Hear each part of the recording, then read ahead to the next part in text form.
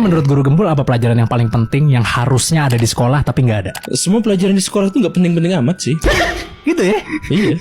Kita belajar pelajaran ekonomi gitu ya. Iya. Tapi kita tuh nggak belajar ekonomi. Oke. Apa dong? Ya emang kita belajar apa ekonomi? Kalau misalkan kita belajar ekonomi ya, maka pelajaran pertama itu adalah gimana cara dapetin duit. Terus gimana cara mengelola duit. Terus gimana caranya jadi menguasai aset. Terus gimana caranya menyebarluaskan aset jadi konglomerat. Misalkan gitu. Iya.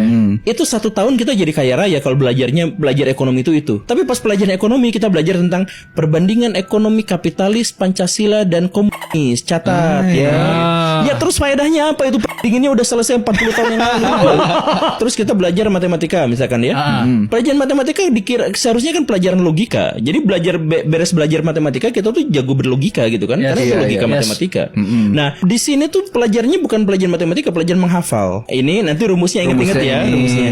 Salah rumus berarti jawabannya salah walaupun benar gitu kan. Padahal sebenarnya saya waktu SD SMP tuh saya bisa menciptakan puluhan rumus untuk menyelesaikan satu masalah yang sama. Tapi rumus saya semuanya ditolak. Jadi logika berpikir saya yang menciptakan inovasi-inovasi handal ditolak demi hafalan menghafal rumus orang lain. Pelajaran di Indonesia, pelajaran ekonomi nggak ekonomi, pelajaran matematika nggak matematika. Akhirnya ada fenomena yang unik di Indonesia. Apa itu?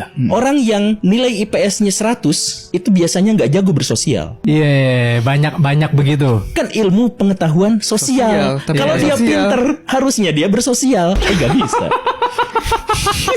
Karena yang diajarin ya sosiologinya lebih menyeluruh kali mungkinnya, bukan cara bersosial gitu, tapi sistem-sistem sosial mungkin yang diajarin enggak? Itu adalah pelajaran-pelajaran yang harus diberikan kepada anak kuliah untuk memahami teori-teori. Sedangkan anak SMP, anak SMA itu harus belajar tentang etika moral dan kemampuan dia dalam menjadi bagian dari masyarakat.